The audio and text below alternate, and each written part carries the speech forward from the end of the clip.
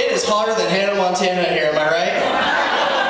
Yeah, okay. So we got the pedophiles in the crowd, I see, alright? So me and my friends were sitting there, you know, just smoking pot on 420, like most stoners do. And we started reminiscing about moments of nostalgia in our life. And the topic of board games came up. And everybody has a joke about Monopoly. And you know, my friends, we started going about our favorite ones. It's like, yeah, I love Monopoly, because I always win. Because I'm the Jew of the friends. And I like Sorry because I enjoy pissing people off.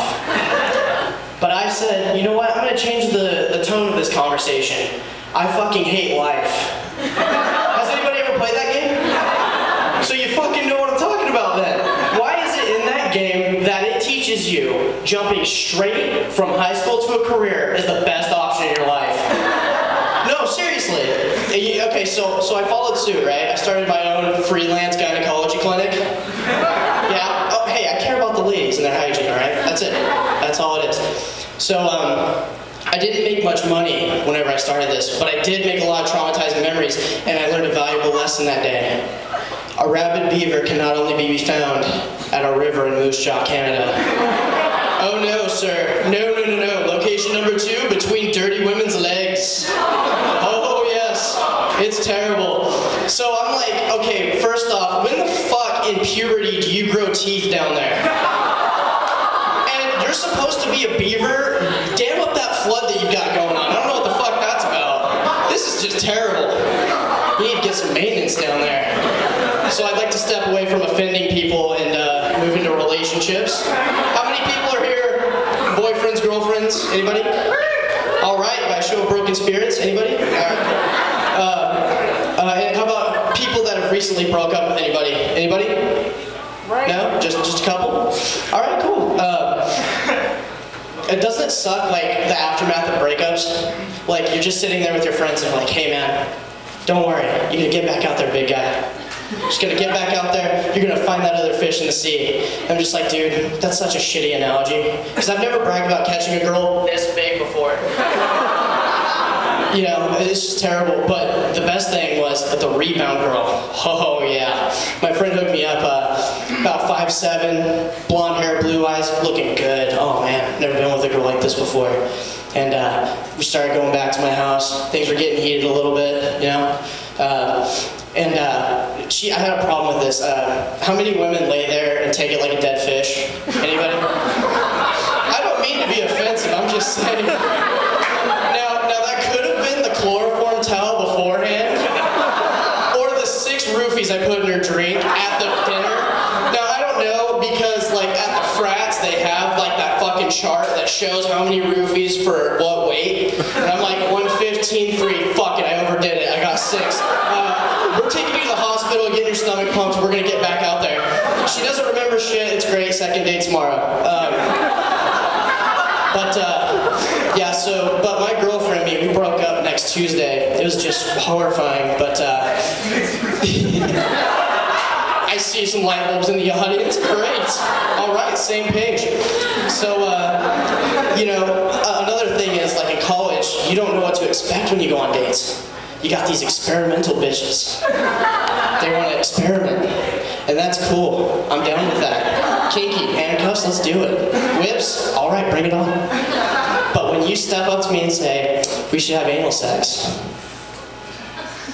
Now, all my life I've been taught that's a trick question. Because no girl wants to take it in door number 2. No, I mean, I was in a relationship for a year and a half and that didn't happen. Happened on accident, never happened again. Anal sex shouldn't be called anal sex, it should be called poke and apologize for an hour.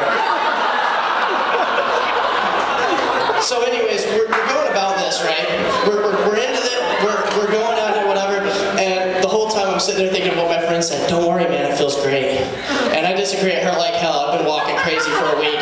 She was like the Darth Maul of dildos, like in my ass, dude, it was not cool. Not cool at all. So, you know, after all that business, 420 was on Monday by a show of stoners who was there. Anybody smoke pot at all? Anybody secretly smoke pot that's not raising their hand? You guys are fucking liars, you're in college, fuck off. So, I felt kind kind of guilty because I wrote down a bunch of one-liners on 420 when I was happy. And so I'll just go ahead and run it down because, I mean, I don't want to take up too much time, but anyways, so the first off, oh, I forgot to tell you guys, I did find a remedy to STDs in college. Fucking pregnant women. They can't get any more pregnant, man. They can't. I'm like the Detroit Lions. I'm 0 for 16 right now. This is going great. Another one-liner. Thank you. No, so you usually name people who study things with an IST at the end of whatever they study, right? Like a scientist studies sciences, and a therapist studies therapy. But that's really gotta suck for the guy who studies races. Or rape. My friend got a sex change the other week, and he came up to me and he showed me his boobs and he looked at me and he's like, dude, you got a boner, you're gay. I was like, dude, you got a sex change. You're officially a woman now. Speaking of my ex-whore girlfriend, one day I want to be a cop just so I can pull up to her, lean down out the window, you know how cops do it? Looks like I wasn't the one going too fast this time. License and registration, whore. Alright.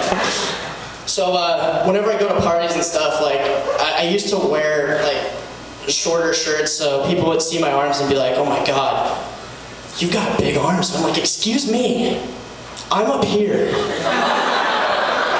I'm not a piece of meat for you. Finally, you know, my friends, going back to the things that they try to say to console you or whatever, they always say, hey man, it's better to have loved than lost than to never love at all. And I'm like, but when the one you're with is a lying, cheating whore, never loving isn't half bad. And in case you haven't noticed, I'm fighting an uphill battle with baldness right now. Rogain's not cutting it. And you're all assholes. Thank you very much. I'm Andrew Boydston. Thank you.